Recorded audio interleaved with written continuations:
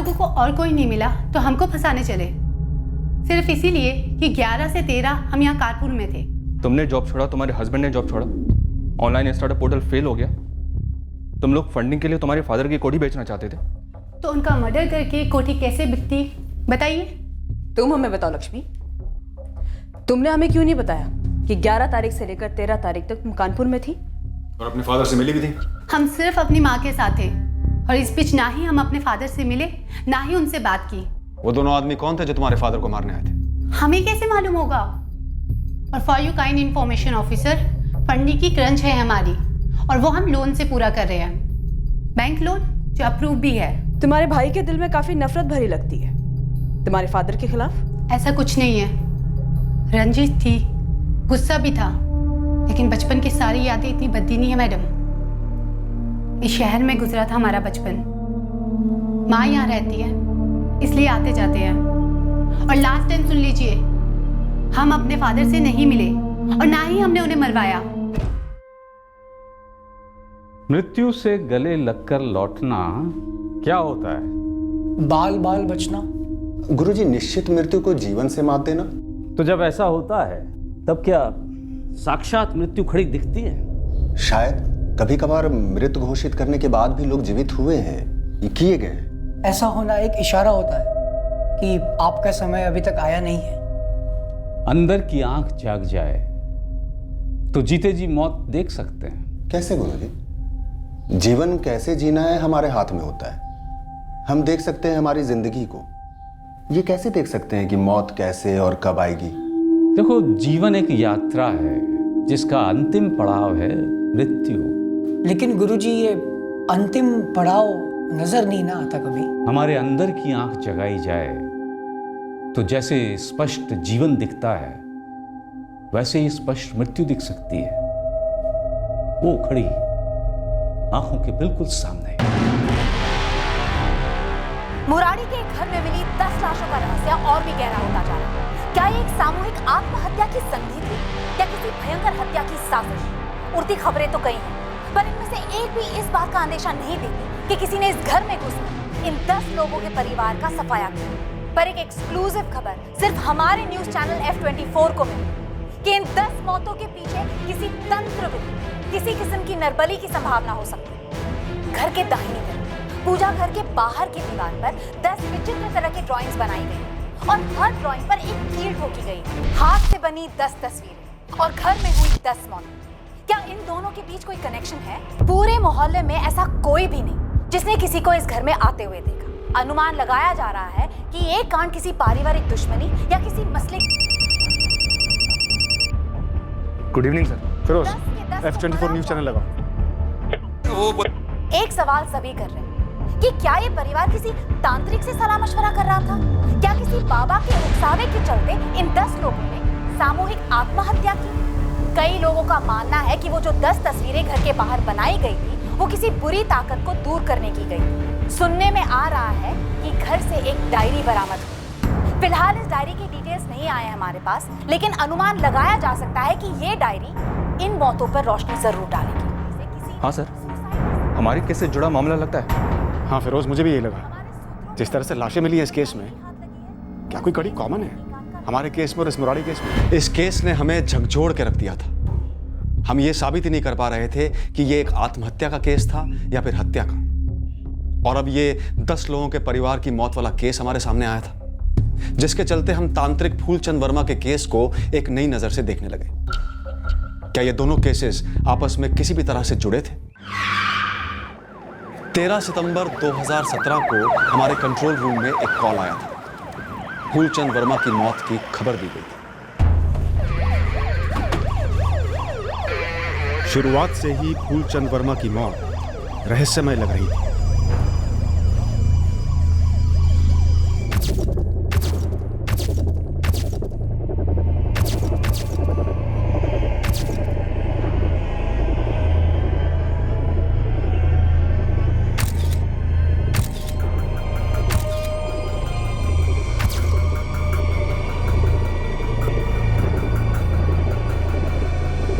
तो मंजू, तुमने देखा लाश को सबसे पहले? हाँ साहब, लेकिन क्या हुआ कैसे हुआ हमें नहीं पता साहब। जो पता है वो बताओ। सब रोज की तरह हम 8 बजे काम पर आए। कौन है? गुरुजी है मंजू। मंजू वो जाप कर रहे हैं, बीच में नहीं उठ सकते। 10 मिनट बाद आना। हम 2 मिनट रुके साहब, सोचे कि जाके ठेले पे चाय पी कर आते हैं साहब। जब लौट के देखे तो दरवाज़ा खुला हुआ था।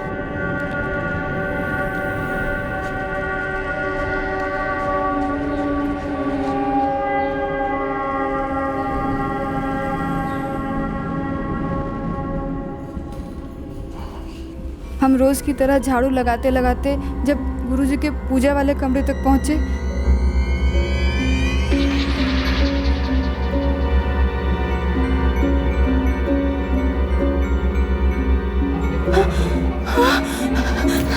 गुरुजी!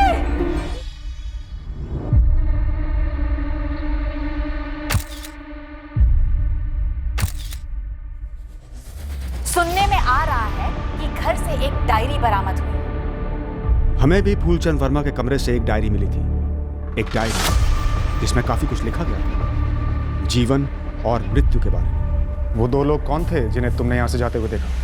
हमें नहीं पता साहब, लेकिन देखने में बाबा लोग लग रहे थे।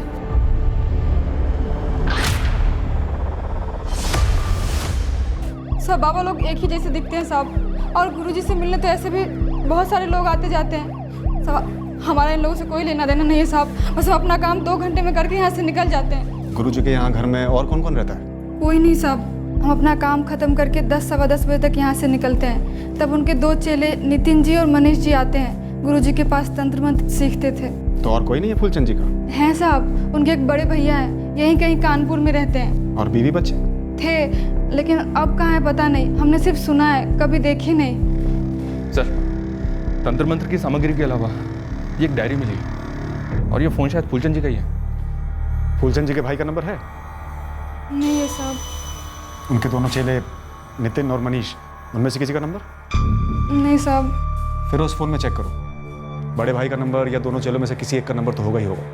नौकरानी मंजू बता रही थी कि उसने 2 बाबा लोगों को निकलते हुए देखा था घर से बाहर सुबह। आप लोगों ने भी किसी ने देखा? नहीं साहब, हम तो अपने घर के अंदर ही बैठे थे, हमने किसी को आते जाते नहीं देखा। मंजू ने बताया कि फूलचंद जी का परिवार है कहीं, आप जानते हैं उन्हें?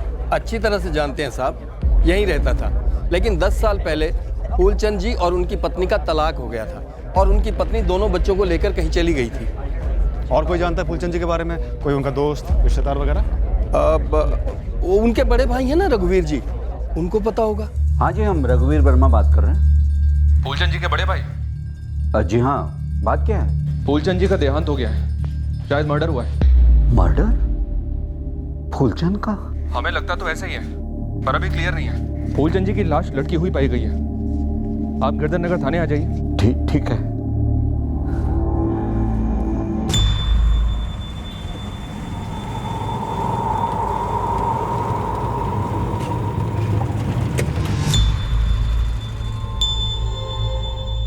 पूजा कर रहा था और किसी ने उसे मार डाला? ऐसा लगता है रघुवीर जी।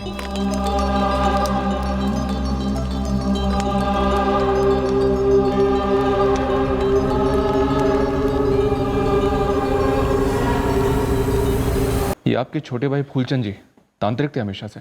बना, धीरे धीरे बना। क्या काम करते थे पहले? अच्छी खासी नौकरी थी उसकी, रंजीत लेदर वर्क्स में जनरल मैनेजर था वो। सुना फैमिली थी? संध्या उसकी पत्नी, तलाक के बाद वो यहीं कानपुर में ही रहती हैं, और उनका बेटा राजेश बेंगलुरु में जॉब करता है, और बेटी लक्ष्मी शायद मुंबई में सेटल्ड है। आपका छोटा भाई सामान्य गृहस्थ आदमी तांत्रिक कैसे बना? पता नहीं, सब कुछ छोड़ छाड़ कर अच्छी खासी बनी बनाई जिंदगी। मनीष, नितिन, काम वाली को तो जानती होगे तुम दोनों? मंजू। हाँ, मंजू ने हमें बताया कि जब उसने घर की डोरबेल बजाई तो अंदर से किसी ने उसे 10 मिनट रुकने के लिए कहा। जाप कर रहे हैं, बीच में नहीं उठ सकते। ये सुबह 8 बजे क्या पूजा होगी? शुद्धिकरण, बुरी ताकतों को भगाने वाली पूजा।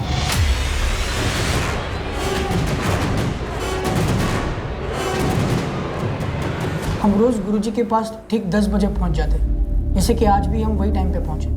मैडम हमें तो यकीन ही नहीं हो रहा है कि गुरुजी ऐसे छोड़कर हमें अचानक चले गए। छोड़ के चले गए? मनीष, मर्डर हुआ है फूलचंद जी का। हाँ वही।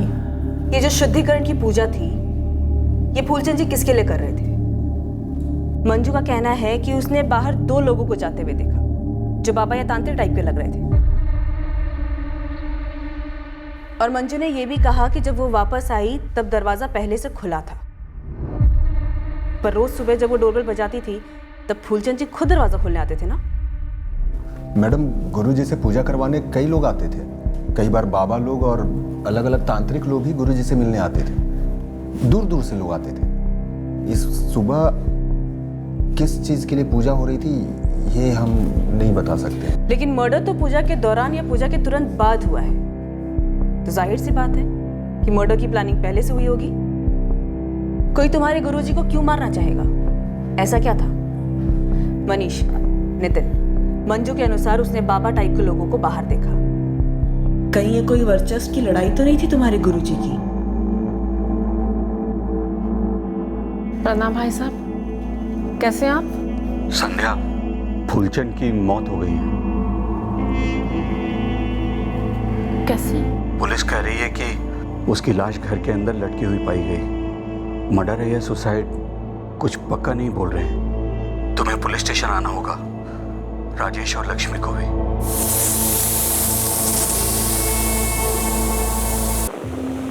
लक्ष्मी, तुम्हारे पापा नहीं रहे, पुलिस केस है। कह रहे हैं कि मर्डर या सुसाइड हो सकता है। हेलो लक्ष्मी। हाँ माँ। बेटा राजेश और तुम आओगे तो अच्छा रहेगा। हाँ, हम करते हैं राजेश भैया से बात।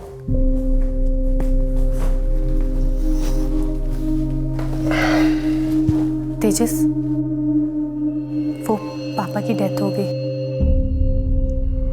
व्हाट? लक्ष्मी, समझ रहे हैं, लेकिन हमारा ज़बरदस्त वर्कलोड है, संडे को भी काम कर रहे हैं। तुम जा सकती हो तो जाओ। हमारे लिए छुट्टी लेना इम्पॉसिबल है इस वक्त। वैसे भी लक्ष्मी, हमें पापा से मिले या बात किए हुए कई साल हो गए। हम कौन सा टच में थे उनके भैया? हम तो सिर्फ मम्मी के लिए कह रहे थे, एक दिन के लिए आ जाते। छोड़ो ना लक्ष्मी, जीते जी उन्होंने कभी केयर नहीं की। अब क्या है फालतू का ड्रामा? वैसे जाना तो मम्मी को भी नहीं चाहिए, बाकी तुम दोनों देखो, हम तो नहीं आ रहे।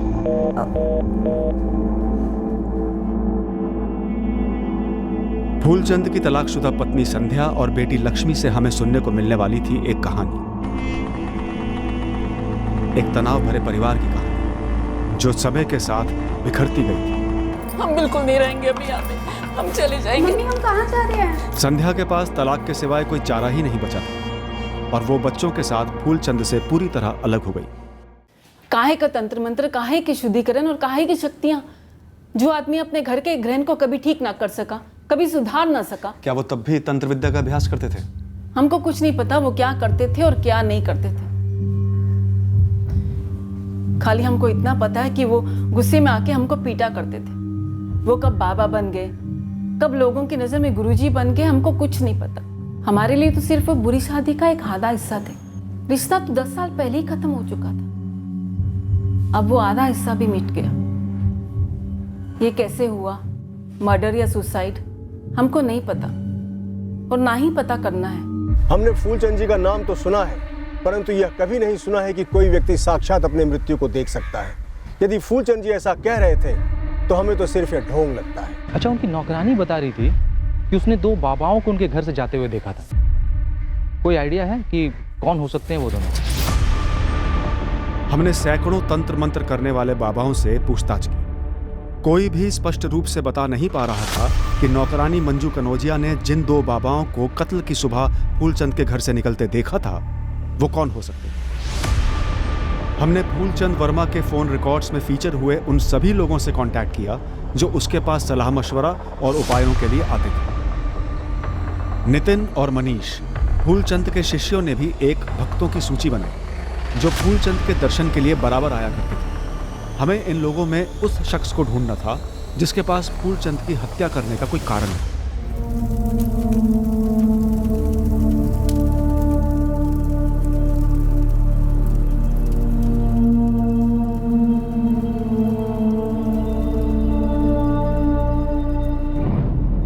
केस को सुसाइड केस करार देकर क्लोज करना जल्दबाजी हो जाती, पर इसके पहले कि हम ऐसा सोचते भी, हमें केस हत्या का होने का एक ठोस एंगल मिल गया। एक नहीं, दरअसल 2 एंगल। मैडम जी, आप इस शिवनगर के रहने वाले कपिल सिंह से पूछताछ कीजिए ना। क्यों मनीष, तुम्हें इस पर शक क्यों है? मैडम, ये 2 महीने पहले तक गुरुजी के पास बार बार आया करता था। फिर कोई झगड़ा वगड़ा हुआ? हाँ हुआ ना मैडम, और हम अंतिम संस्कार के वक्त देखें, उस कपिल सिंह के चेहरे पर सुकून था। ऐसा भी क्या हुआ था इस कपिल और तुम्हारे गुरुजी के बीच में? मैडम, वो इस कपिल का बेटा अस्पताल जवाब दे चुका था। आपने कहा नहीं, ठीक हो जाएगा, आप जो जो कहे गुरुजी वो सब हम किए, लेकिन आपकी अंतर्यामी नजर मेरे बच्चे की मौत को नहीं देख पाई। क्यों? कपिल, कह के साथ चिता चला के आ रहे हैं हम हमारे बच्चे की, मालूम है आपको? कपिल, हम तुम्हारा दुख समझते हैं। अगर हम तुमसे कहते कि कपिल तुम्हारा बच्चा कुछ दिनों का मेहमान है, तो क्या तुम स्वीकार कर पाते? तुम्हारी पत्नी सहन कर पाती? अरे लेकिन क्यों कहते आप ऐसा? क्यों कहते? लोग आपके पास उपाय मांगने आते हैं। मैंने अपने बच्चे की जिंदगी मांगी थी तुमसे, वो तुम नहीं दे पाए। हमने प्रयत्न नहीं किया, बहुत किया, परंतु मौत बेटा सबको आती है। जब आनी होती है, इसे स्वीकार करना होता है। अरे हम स्वीकार नहीं करेंगे, तुम धोखा किए हो हमारे साथ, धोखा। और तुझे भी पाखंडी ऐसी मौत आएगी कि तू सोच भी नहीं सकता है। हट। गुरुजी, कपिल तो दुख के मारे बावला सा हो गया। हम सभी बावले हैं नितिन, हम सभी दुख के सिकंजे में हैं, जीवन में भी और मृत्यु में भी। हमने अपने गुरु से यही सीखा है। उन्होंने तो हमें देखते ही हमारे अंदर के दुख को भांप लिया था।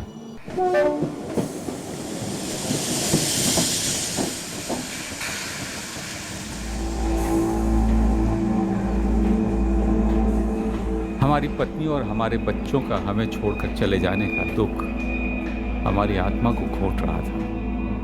हम टूट रहे थे, बिखर रहे थे, और हमारी पीड़ा हमारे गुरु ने हमारे चेहरे पर पड़ दी। बहुत परेशान लग रहे हो। घाव भी ताजा है और गहरा भी, मानो दर्द का कुआं है ये घाव। तुम्हारे भीतर है ना ये घाव? हाँ, तुम इसी दर्द के कुएं में जियोगे, इसी में मरोगे, पर तुम्हारी परेशानियां मरने का नाम नहीं ले रही है। यही परेशानी है ना तुम्हारी।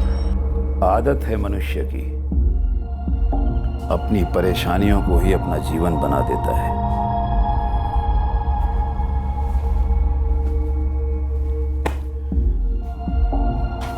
फिर अपेक्षा करता है कि परेशानियां समाप्त हो जाए।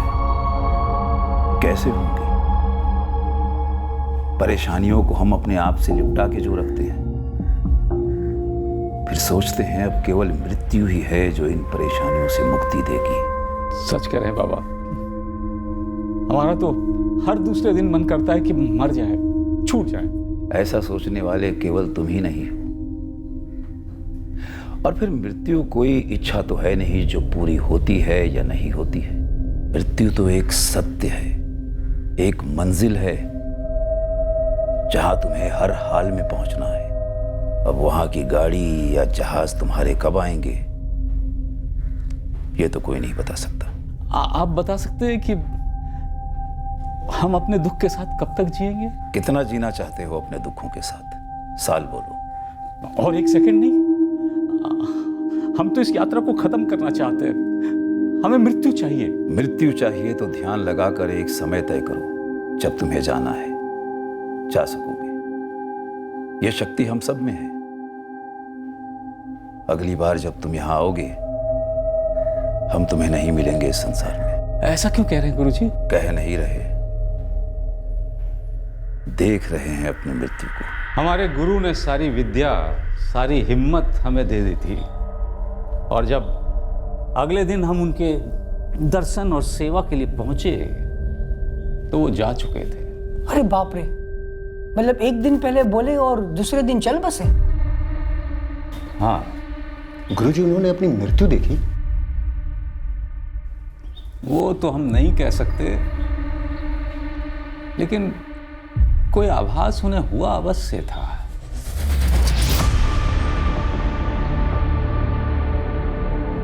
विष्णु, ये जो तुम्हारा मुरारी वाला केस है, हाँ ये 10 लोगों की मौत वाला, ये मुझे हमारे यहाँ सितंबर 2017 में रजिस्टर हुए एक केस की याद दिला रहा है। तुम्हारे हाथ तुम्हारे केस में कुछ लगा क्या?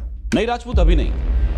हालांकि रोज नई कहानियां, नए एंगल्स उभर आते हैं। बेसिकली हम पोस्टमार्टम की राह देख रहे हैं ताकि डिटेल रिपोर्ट साथ लगे। लेकिन तुम्हें ऐसा क्यों लग रहा है कि हमारा मुरारी वाला जो केस है वो तुम्हारे सितंबर 2017 वाले केस से जुड़ा हुआ है? पता नहीं विष्णु, विक्टिम फूलचंद वर्मा का मर्डर हुए होने के 2 एंगल्स मिले पर पता नहीं, अभी मैं सोच रहा हूँ कि वो मर्डर था या सुसाइड, या फिर अजीब सा सुसाइड। और तुम्हें लगता है कि हमारा जो केस है वो तुम्हें ऐसा सोचने पर मजबूर कर रहा है? शायद, पर साथ साथ मुझे ये भी लग रहा है कि शायद हमारा केस मर्डर केस ही है, जैसा कि हमें उस वक्त लगा था। बेटी का हाथ हो सकता है, मुंबई वाली लक्ष्मी। सर उसकी माँ संध्या ने आपको बताया नहीं कि ये लक्ष्मी 11 से 13 सितंबर यहीं कानपुर में थी? क्या? इस बंदी की पूरी कुंडली मंगाई है मैंने मुंबई से।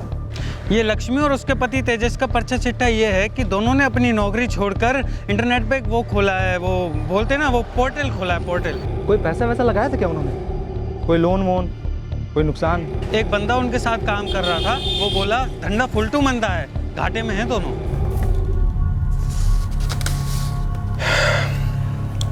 लक्ष्मी, कैश फ्लो माइनस में गया है, पोर्टल आगे बढ़ाना है तो हमें एक साथ एक बड़े अमाउंट की व्यवस्था करनी ही पड़ेगी। हाँ जानती हूँ, लेकिन पापा से मतलब तुम जो कह रहे हो वो इम्पॉसिबल है तेजस। तुम एक बार राजेश से बात करोगी? लक्ष्मी, लास्ट टाइम जब हम उनसे बात किए एज यूजुअल जिंदगी की मोह माया पर लेक्चर शुरू कर दिए। वो क्या हेल्प करेंगे? अरे बच्चे हैं हम उनके, कुछ तो फीलिंग होगी ना हमारे लिए। फीलिंग्स तो दूर की बात है, अगर उनमें रत्ती भर भी जिम्मेदारी होती ना तो वो ऐसे नहीं होते जैसे हैं या हो गए हैं। तुम ही ट्राई करो, देखो क्या कहते हैं। वैसे अगर हमारे पास पैसे होते तो हम जरूर देते, पर तुम जानती हो है नहीं। All the best. सर ये फूलचंद जी जहाँ रहते थे और जहाँ मरे, उस कोठी को लेकर मसला हो सकता है। पर कोठी तो छोटी सी है। पर सर कहाँ है ये तो देखिए, सोने की खदान में, आसपास हाई क्लास इलाका बन रहा है। मार्केट रेट के हिसाब से जाएं तो 45-50 लाख तो कहीं नहीं गए। लेकिन इस लक्ष्मी ने तो हमसे कहा है कि वो सालों से अपने फादर से मिली भी नहीं है। सुकून तो मिला मुझे, झूठ नहीं बोलूंगा। कलेजे में ठंडक पड़ गई उसका मरा हुआ मुंह देख के। यही देखने तो गए थे वहां पे, उनके अंतिम दर्शन को थोड़ी गए थे। हमें लगा किस्मत ने हमारा बदला ले लिया है। पूरा नाम क्या है इस किस्मत का? नंबर 2, कितने की सुपारी दी थी? एक से ज्यादा लोग रहे होंगे। पूजा के बहाने गए थे ना फूलचंद के पास?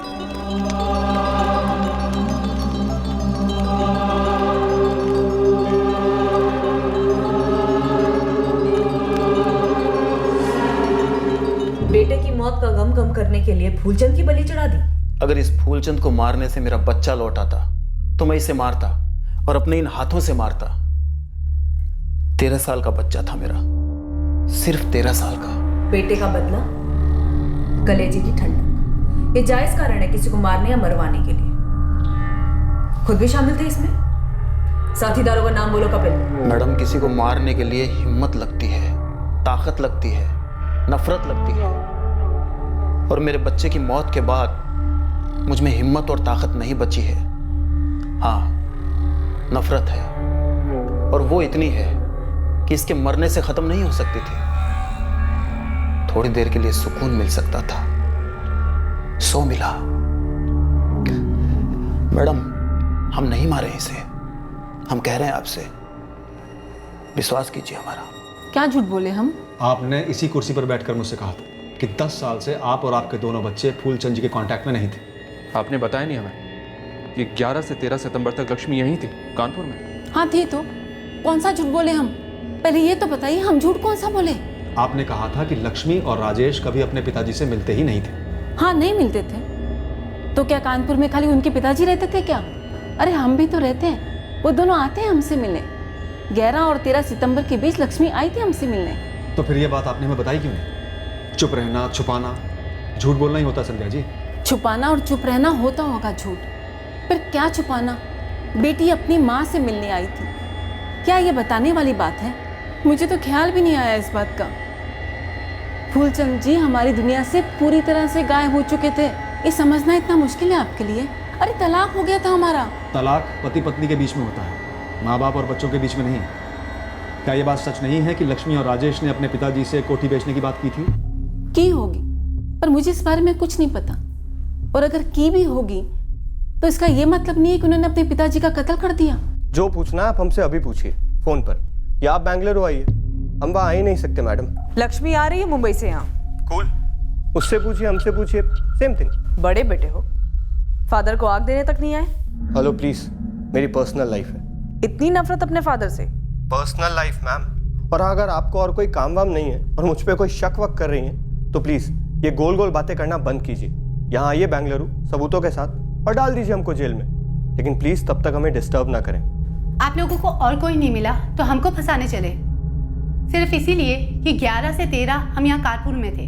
तुमने जॉब छोड़ा, तुम्हारे हस्बैंड ने जॉब छोड़ा, ऑनलाइन स्टार्टअप पोर्टल फेल हो गया। तुम लोग फंडिंग के लिए तुम्हारे फादर की कोठी बेचना चाहते थे, तो उनका मर्डर करके कोठी कैसे बिकती बताइए। तुम हमें बताओ लक्ष्मी, तुमने हमें क्यों नहीं बताया कि 11 तारीख से लेकर 13 तारीख तक तुम कानपुर में थी और अपने फादर से मिली भी थी? हम सिर्फ अपनी माँ के साथ थे और इस बीच ना ही हम अपने फादर से मिले ना ही उनसे बात की। वो दोनों आदमी कौन थे जो तुम्हारे फादर को मारने आए थे? हमें कैसे मालूम होगा? और for you kind information officer, funding की क्रंच है हमारी और वो हम लोन से पूरा कर रहे हैं, बैंक लोन जो अप्रूव भी है। तुम्हारे भाई के दिल में काफी नफरत भरी लगती है तुम्हारे फादर के खिलाफ। ऐसा कुछ नहीं है, रंजिश थी, गुस्सा भी था, लेकिन बचपन की सारी यादें इतनी भद्दी नहीं है मैडम। इस शहर में गुजरा था हमारा बचपन, माँ यहाँ रहती है इसलिए आते जाते हैं। और लास्ट टाइम सुन लीजिए, हम अपने फादर से नहीं मिले और ना ही हमने उन्हें मरवाया।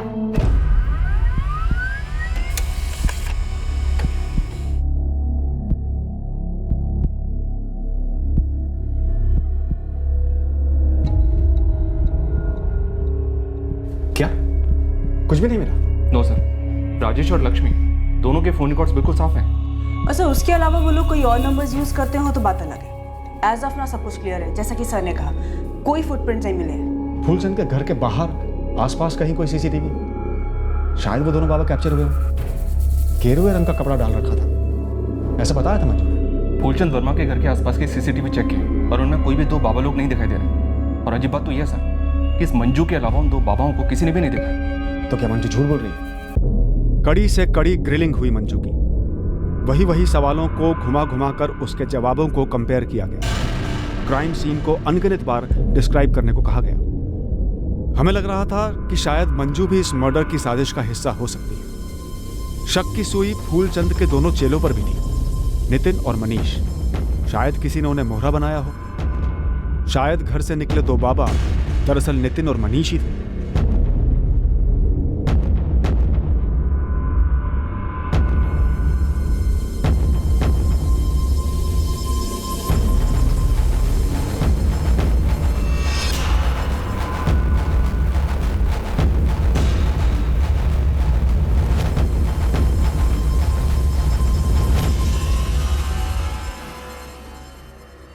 क्या वाकई में ये सुसाइड ही था? क्या फूलचंद ने खुदकुशी की थी? सर, फूलचंद की डायरी स्कैन की, इसमें केवल तंत्र मंत्र के पार्ट हैं जो शायद वो सालों से सीख रहा होगा। सब पूरी तरह से तो नहीं समझी, लेकिन इस डायरी के हर एक पार्ट में अलग अलग किस्म के पावर्स, उन पावर्स को हासिल करने के मंत्र और तरीके हैं। अलग अलग किस्म के पावर्स? जी सर, खुद की और दूसरों की लाइफ को देखने का पावर और इच्छाओं पर पावर। दुनिया से चले जाने का पावर, मौत को देखने का पावर, इसका भी जिक्र है सर। तो हाइपोथेटिकली स्पीकिंग फूलचंद ने अपनी मौत देखी, डेथ बाय सुसाइड। लेकिन सब फूलचंद के हाथों पे निशान थे, किसी ने उसे पकड़ के रखा था। तो किसी ने असिस्ट किया फूलचंद को? सर, शायद मंजू को इसके बारे में कुछ पता हो, असिस्टेड सुसाइड के बारे में, क्योंकि मंजू के अकॉर्डिंग उसने घर से 2 लोगों को निकलते हुए देखा था। आत्महत्या का प्लान, वो भी मिलकर? साहब, आप लोग ये कैसी कैसी बातें कर रहे हैं साहब, हमारी तो कुछ समझ में नहीं आ रहा है। 10 महीने हो गए हैं फूलचंद को गए हुए, लगभग 1 साल। अब और झूठ नहीं चलेगा मंजू। क्या तुमने वाकई उन दोनों बाबाओं को उस घर से जाते हुए देखा था, या हमें गुमराह कर रही थी किसी के कहने पर? कहीं वो दोनों मनीष और नितिन तो नहीं थे? मैडम, कसम खा के कहते हैं मैडम, जब चाय पीकर हम वापस आए तो हमने देखा कि घर के पास से 2 बाबा लोग गुजर रहे थे। अब वो लोग घर के अंदर से आए थे या नहीं ये नहीं जानते हम, बस घर का दरवाज़ा खुला हुआ था। अब इससे ज़्यादा हमको कुछ नहीं पता है साहब। और हमने कोई गुनाह नहीं किया है साहब। 10 महीने पहले ये डायरी हड़बड़ाहट में हमने ध्यान से नहीं पढ़ी थी। कुछ पन्ने हमसे छूट गए थे और इन्हीं पन्नों में से किसी एक पन्ने पर तुम दोनों का गुनाह छुपा हुआ है। क्या सर? तुम्हारे गुरुजी ने साफ साफ लिखा है इसमें कि वो सुसाइड कैसे करेंगे और तुम दोनों उनकी मदद कैसे करोगे। सब कुछ साफ साफ लिखा है इसमें। वो 2 बाबा लोग तुम दोनों ही थे ना? हाँ?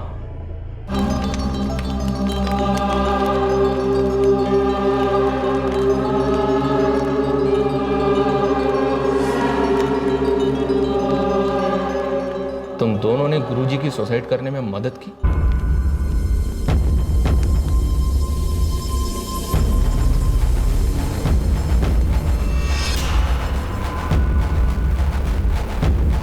या तुम दोनों ने मिलकर उनकी हत्या की?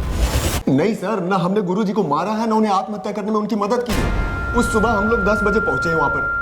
सर आप लोग ना मनगढ़ंत कहानियां बना रहे हैं सर। उस सुबह 8 बजे हम लोग अपने अपने घरों में थे। और सर अगर गुरुजी हमें ऐसे कसम वसम भी दिलाते तो हम आत्महत्या करने में उनकी मदद नहीं करते सर। और रही बात इस डायरी की, सर आप लोग हमें फंसाने के लिए कुछ भी बोले जा रहे हैं सर। अगर हम लोगों ने कांड किया होता, हम लोग बुड़बक है सर, इस तरह डायरी को पीछे छोड़ाते ताकि आप 10 महीने बाद उसे पढ़े और हमारे छाती पे आके बैठ जाए। सर गुरुजी आत्महत्या कर ही नहीं सकते सर, वो बहुत मजबूत आदमी थे, उनका जरूर किसी ने कत्ल किया होगा। तो कत्ल किसने किया? कौन थे वो 2 लोग जिन्होंने गुरुजी का कत्ल किया और दरवाजा खुला छोड़ गए? नहीं मालूम सर। कैसे नहीं मालूम? हाँ, कैसे नहीं मालूम? तुम दोनों चेले थे उनके? सर चेले वही जानते जो गुरु उन्हें बताए, और हमारे गुरुजी ने कभी ऐसी किसी दुश्मनी के बारे में जिक्र ही नहीं किया।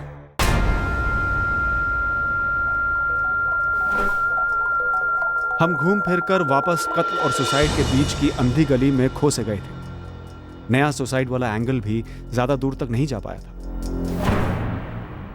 पर अब यह केस लगभग 10 महीने बाद फिर एक बार रोशनी में आया और इस बार सुलझने के आसार नजर आने लगे। केस में ब्रेक थ्रू फूलचंद के बड़े भाई रघुवीर वर्मा की तरफ से आया। क्या आपकी बुआ के लड़के? जी, जितेंद्र और पुरुषोत्तम राठी।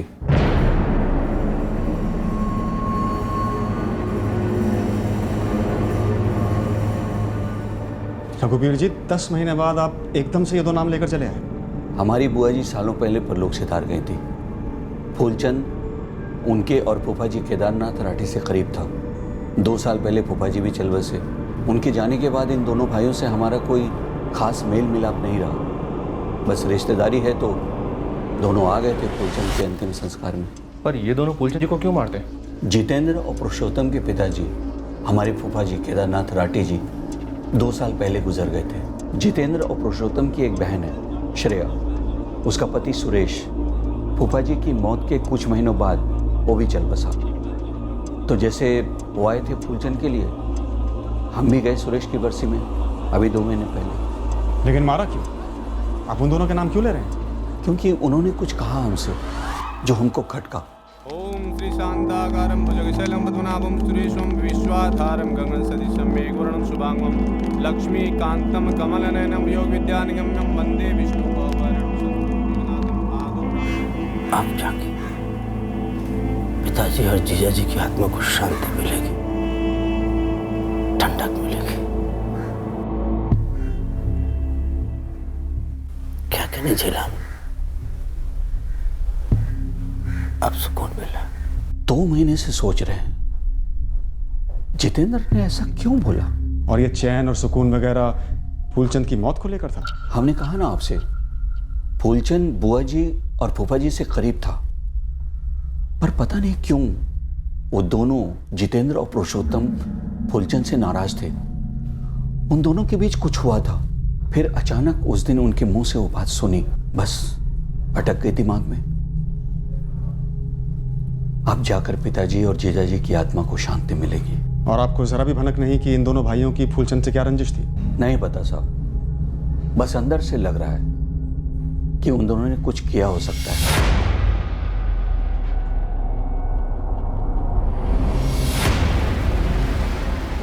हम इन राठी भाइयों को बिना सबूत के उठाना नहीं चाहते थे। दोनों के फोन रिकॉर्ड्स में फूलचंद वर्मा के साथ किसी प्रकार का कांटेक्ट सामने नहीं आया। न मौत की सुबह कोई फोन कॉल्स हुए थे और न ही पहले। जो किसी साजिश का अंदेशा दे सकते हैं। फूलचंद वर्मा की कोठी के आसपास की जो सीसीटीवी फुटेज हमने 10 महीने पहले निकलवाई थी, दो बाबा की तलाश के लिए उसे फिर से देखा गया। इस बार जितेंद्र और पुरुषोत्तम राठी की तलाश में। ये दोनों थे साहब, हम आपको कितनी बार कह चुके हैं, हमने उन्हें पीछे से देखा था, चेहरा नहीं देखा था साहब। सफेद कपड़ा पहने हुए थे और गेरुआ कपड़ा कंधे पे रखा हुआ था, बाबा लग रहे थे साहब। सर, कुछ मिला?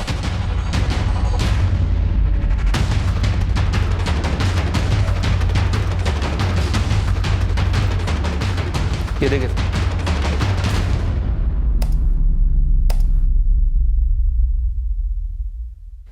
जितेंद्र और पुरुषोत्तम फूलचंद की कॉलोनी के पास थे उस दिन 13 सितंबर 8:25। और ये दोनों फुटेज में इसलिए मिले क्योंकि पहले हम सिर्फ दो बाबाओं को ढूंढ रहे थे, इन दोनों को नहीं, क्योंकि उस वक्त हमें इन दोनों के बारे में पता ही नहीं था। ऊपर से ना तो इन लोगों ने सफेद कपड़े पहने हुए, ना ही गेरुआ कपड़ा लपेटा हुआ। तो सब मंजू ने हमें झूठ क्यों बोला था कि उसने 2 लोगों को देखा था बाबाओं के भेष में? कहीं मंजू मिली हुई तो नहीं है जो अभी तक हमसे झूठ बोलती आई है? देख मंजू, यहाँ पे केस जितना लंबा चलता है ना, कुटाई भी उतनी ही ज्यादा होती है झूठ बोलने के लिए। मैडम, हम झूठ नहीं बोल रहे मैडम, हमने उन्हें पीछे से ही देखा था, बाबा के भेष में थे दोनों। ये थे वो दोनों। इन्होंने तो कोई बाबा वाले कपड़े नहीं पहने। कितने पैसे दिए इन दोनों ने तुझे झूठ बोलने के लिए? मैडम, अगर ऐसी बेईमानी से पैसे कमाने होते ना तो इसे दूसरों के घर में काम करके अपना पीठ नहीं तुड़वाते। कैसी पूछताछ? हमने किया क्या? ये माजरा क्या? पहचाना कब की है और कहाँ की है? तो कहना क्या चाहते हैं? हम नहीं, ये सबूत कह रहे हैं कि तुम दोनों 13 सितंबर 2017 सुबह 8:25 पर तुम्हारे ममेरे भाई फूलचंद वर्मा के घर के आसपास थे। तो क्या? तो ये उसी दिन सुबह 8 बजे के आसपास फूलचंद वर्मा की मौत हुई थी उसी के घर में। वही फूलचंद वर्मा जिसके साथ तुम दोनों की दुश्मनी थी। क्यों मारा? कत्ल के बाद तुम दोनों सफेद कपड़े और गेरुआ लपेटे वहां से निकले और बीच में ही कई कपड़े बदले। उसका सीसीटीवी फुटेज निकलवाया हमने। अब तुमसे भी सच निकलवाएंगे। कुटाई जिंदगी भर की गारंटी के साथ आएगी, कभी ठीक से चल नहीं पाओगे। हार मानते हैं फूलचंद भैया, मदद करो, दया करो हमें। बचा लो हमको फूलचंद भैया, हाथ जोड़ते हैं आपके। फूलचंद भैया सब कुछ छोड़ छाड़ कर तांत्रिक बने, वैसे भी हमारा कुछ लेना देना रहा नहीं। लेकिन फूलचंद भैया ने पिताजी का माथा घुमा दिया था, पूरी तरह सर वश में कर लिया था।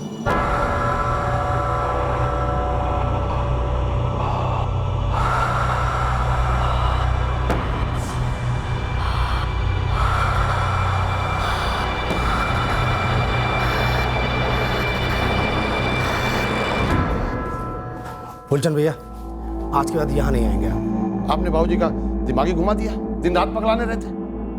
जितेंद्र, पुरुषोत्तम, ये पागलपन नहीं, ये विद्या है। अरे विद्या विद्या नहीं चलेगी इस घर में, ये जादू टोना ये सब कुछ नहीं चलेगा, समझा? चलिए।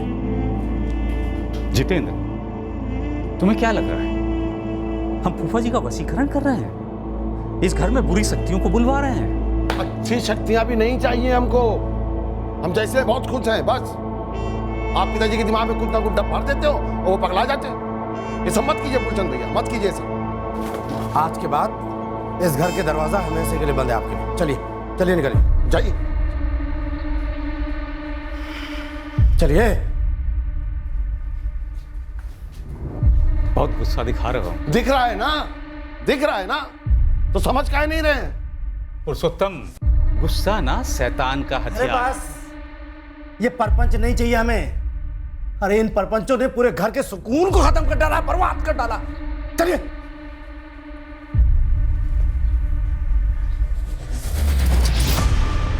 जितेंद्र, बर्बादी तो तुम्हारा अहंकार लाएगा और वो दिन दूर नहीं है। हमको दिख रहा है सब कुछ।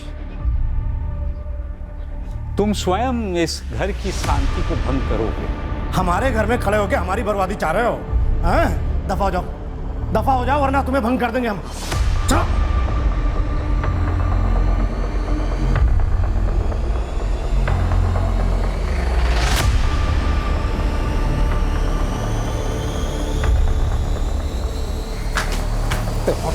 अब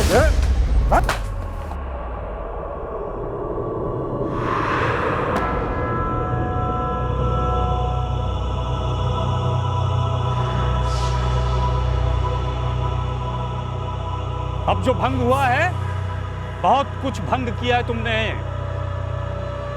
अपने भाग्य को, अपनी खुशियों को भंग किया है तुमने। हमको धकेला ना यहां से। अब देखना तुम हमारे पास ही आओगे, तुम दोनों हमारे पास ही आओगे। शराब दिया हमें और हमें बर्बाद करने की सारी कोशिशें की। हमें उससे कुछ नहीं चाहिए था, बस वो आया हमारी जिंदगी में, वो धम मचा के चला गया। कुछ ही हफ्तों में पिताजी चल बसे, एकदम से। कोई बीमारी नहीं थी, कुछ नहीं हुआ था। उसके 2 महीने बाद हमारी बहन श्रेया भी विधवा हो गई। और फिर शुरू हुआ हमारे धंधे पे घाटा, घाटे पे घाटा, एकदम से। बुरे से बुरे दिन देखने पड़े हमें। भैया, फूलचंद का श्राप याद है तुम्हें? अपने भाग्य को, अपनी खुशियों को भंग किया है तुमने। जादू टोना कर डाला था हमारे घर पे। जिस चीज में खुद विश्वास नहीं रखते थे, इस तरह से बदला लिया जितेंद्र। शुरुआत उसने की। वो जादू टोना था या क्या था हमें नहीं पता, लेकिन हमारी बर्बादी हुई, काफी हुई। इससे पहले कि वो हमें पूरी तरह बर्बाद करता, हमने खुद ही खत्म कर दिया उसे। आओ, हम धक्का नहीं देंगे तुम्हें जैसे तुमने दिया था। बिजनेस बैठ गया है फूलचंद भैया। बाबूजी गए, जिया जी गए। हमसे गलती हो गई फूलचंद भैया, हमको क्षमा कर दो। हमने आपका अपमान किया, माफ कर दो हमको।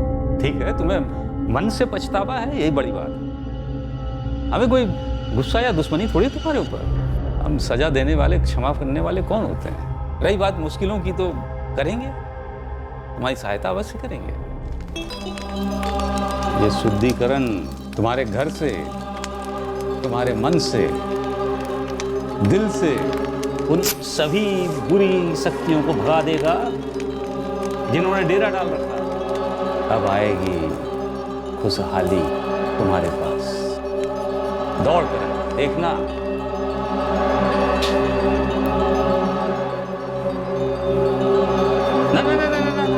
पूजा बीच में नहीं उठना, बैठो बैठो बैठो बैठो बैठो। तुम हमें दुनिया से उठाने के चक्कर में थे ना फूलचंद भैया। आज कुछ नया करते हैं। आज हम तुम्हें उठाएंगे हमेशा के लिए। क्या कह रहे हो तुम लोग? तुम बुलाओ अपनी शक्तियों को, अपनी ताकतों को तुम्हें बचाने के लिए। अरे पागल हो गए क्या? फिर देखते हैं तुम्हारी शक्तियां, तुम्हारी ताकतें तुमको कैसे आती है बचाने के लिए। पागल हो गए? क्या कर रहे हो? समझ नहीं रहे हो तुम, गलत हो जाएगा बात। फूलचंद को मार के अच्छे दिन लौट आए हैं तुम्हारे। हमारा मकसद अच्छे दिन वापस लाना नहीं था सर। हम कभी अच्छे दिन बुरे दिन के हिसाब से नहीं चलते थे। बस उसका हमारे घर आना और ये सब चीज़ें करना कोई ज़रूरी नहीं था। हम तो नहीं गए थे उसके घर कि हमारे लिए अच्छे दिन ले आओ। उसने खुद हमारे बाबूजी का दिमाग ख़राब कर दिया था, जबकि बाबूजी की लाइफ फर्स्ट क्लास चल रही थी और उस फूलचंद की डामाडोल। खुद की जिंदगी में तंत्र मंत्र करना चाहते थे तो करते, हमारे घर में क्यों? कानून का एक ही मंत्र है, जैसा करोगे वैसा भरोगे। हमने इस मंच से 1000 बार कहा है। कई और लोग भी दूसरे मंचों से यही बात कहते आए हैं कि जिंदगी में ऐसा कोई भी चमत्कार या जादू नहीं होता जिसे किसी तंत्र या मंत्र से हासिल किया जा सके। अगर किसी के पास जिंदगी संवारने की ताकत है तो वो आप खुद हैं। किसी दूसरी ताकत की तलाश में इन पाखंडियों के दरवाजे खटखटाना ना सिर्फ बेवकूफ़ी है बल्कि बेहद खतरनाक भी है।